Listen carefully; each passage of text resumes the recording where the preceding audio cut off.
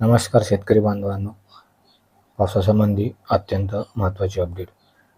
Agriculture हवामान या YouTube चॅनलवर मी नितीन खडे आपलं स्वागत करतो. मित्रांनो, महाराष्ट्रातील बऱ्याचशा विभागामध्ये पावसाची ही उघडीप आहे. बऱ्याचशा भागामध्ये पिके ही पाण्यावर आलेली आहे. बऱ्याचशा भागामध्ये पाण्याचा ताण पिकांना पडत आहे. परंतु महाराष्ट्राकरता आनंदाची बातमी आहे. दिनांक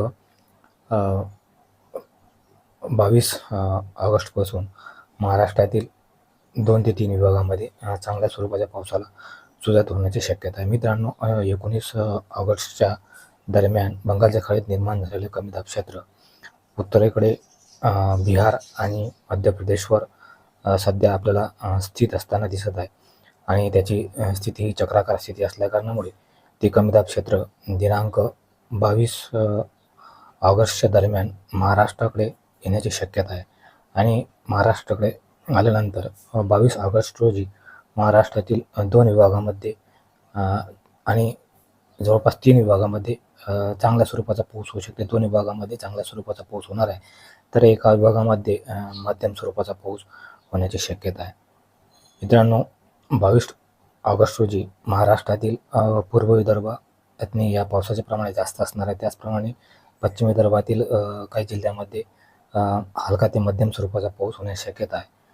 तर मित्रांनो, 22 ऑगस्ट रोजी कोणत्या भागात पाऊस असेल याची माहिती पाहूया. पूर्व विदर्भातील नागपूर, बुटीबोरी, कामठी, रामटेक या ठिकाणी चांगल्या स्वरूपाचा पाऊस होण्याची शक्यता आहे. त्याचप्रमाणे तुमसर, भंडारा, गोंदिया आणि चंद्रपूर या ठिकाणी सुद्धा चांगल्या स्वरूपाचा पाऊस होण्याची शक्यता आहे. भंडारा या ठिकाणी थोडासा मुसळधार स्वरूपाचा पाऊस होण्याची शक्यता आहे. त्याचप्रमाणे गडचिरोली, काटोल, उमरेड आणि ब्रह्मपुरी या ठिकाणी सुद्धा मुसळधार स्वरूपाचा पाऊस 22 ऑगस्ट रोजी होण्याची शक्यता आहे. त्याचप्रमाणे वर्धा, पुलगाव, राळेगाव या ठिकाणी सुद्धा चांगल्या स्वरूपाचा पाऊस होण्याची शक्यता आहे. त्याचप्रमाणे हिंगणघाट, वाडकी आणि यवतमाळच्या काही भागामध्ये सुद्धा 22 ऑगस्ट रोजी मध्यम ते हलक्या स्वरूपाच्या पावसाची शक्यता असणार आहे. मित्रांनो, त्याचप्रमाणे अमरावती, चांदूर, त्याचप्रमाणे चांदूर बाजार, मोर्शी, वरुड, तालेगाव, कारंजा आणि आर्वी या भागात सुद्धा हलका ते मध्यम स्वरूपाचा पाऊस होण्याची शक्यता आहे. मित्रांनो, 22 ऑगस्ट रोजी मुंबई ते कोकण किनारपट्टीवर मात्र तुरळक स्वरूपाचा पाऊस, हलका ते मध्यम स्वरूपाचा पाऊस होण्याची शक्यता आहे.